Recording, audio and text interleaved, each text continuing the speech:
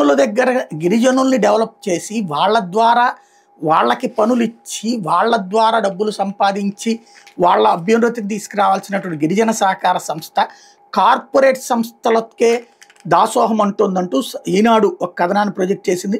గిరిజన సహకార సంస్థ జీసీసీ లక్ష్యం గాడి తప్పింది. గిరిజనుల సంక్షేమాన్ని గాలికి వదిలేసి కార్పొరేట్ వైపు అడుగులేస్తుంది. గిరిజనుల నుంచి అటవీ ఉత్పత్తులు కొన్ని విలువ జోడించడం ద్వారా వారి జీవనోపాధికి తోడుగా నిలవాలనే ఉద్దేశాన్ని నీరుగారుస్తున్నారు.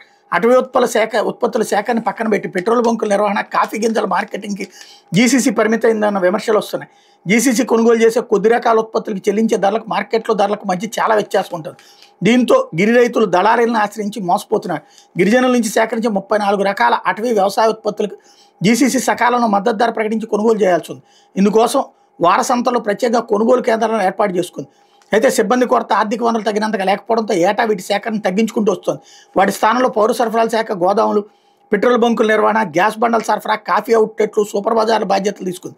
వీటికి భారీగా పెట్టుబడులు పెట్టి నేల విడిచి సాము చేయడంతో అటవీ ఫలసాయాలను కొనేందుకు జీసీసీ వద్ద సరిపడా సొమ్ములు ఉండలేదు. కనీసం చేపట్టిన ఆ వ్యాపారాలను విజయవంతంగా సాగుతున్నాయంటే అది లేదు. కొనుగోలు నుంచి అమ్మకాల వరకు పర్యవేక్షణ కొరవడం, రికార్డుల నిర్వహణలో చేతివాటం చూపడంతో నష్టాలే మూటగట్టుకోవాల్సి వస్తుంది. జీసీసీ ఆధ్వర్యంలో ప్రస్తుతం 11 పెట్రోల్ బంకులు ఉంటే అందులో 50% నష్టాలు కొనసాగుతాయి. అటవీ ఉత్పత్తుల కొనుగోలు, అమ్మకాల్లో దళారులతో జీసీసీ సిబ్బంది కుమ్మక్కైన ఉదంతాలు ఉన్నాయి. జీసీసీ అరకు, విజయనగరాల్లో 2 సబ్బులు తయారు అయినట్లున్నాయి. అడవుల్లో లభించే ప్రకృతి వనరులు ఉపయోగించి మిగతా సబ్బుల కంటే భిన్నంగా తయారు చేయడంలో ఎంతో ఎక్కువ మంది వీటిని కొనడానికి ఆసక్తి చూపించేవాడు. వైకాపా ప్రభుత్వం అరకు కేంద్రం నిర్వహించే సబ్బుల యూనిట్ మూసేశారు. దీని మీద ఆధారపడిన సుమారు 20,000 మంది మహిళలు ఉపాధి కోల్పోయారు.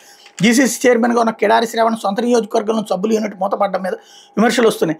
దీన్ని తెరిచే ప్రయత్నాలు చేయాల్సి ఉంది. గురుకులాలు, ఆశ్రమ పాఠశాలలు, వసతి గృహాల్లో విద్యార్థులకు కాస్మెటిక్ కిట్లను తెలుగుదేశం బడి ప్రభుత్వం జీసీసీ ద్వారా సరఫరా చేసేవాడు. వైకాపా ప్రభుత్వం వాటిని నిలిపేశారు. ప్రస్తుతం కూటమి ప్రభుత్వం మళ్ళీ ఈ ప్రతిపాదన పెట్టి ఆమోదం కోసం ఎదురు చూస్తున్నారు.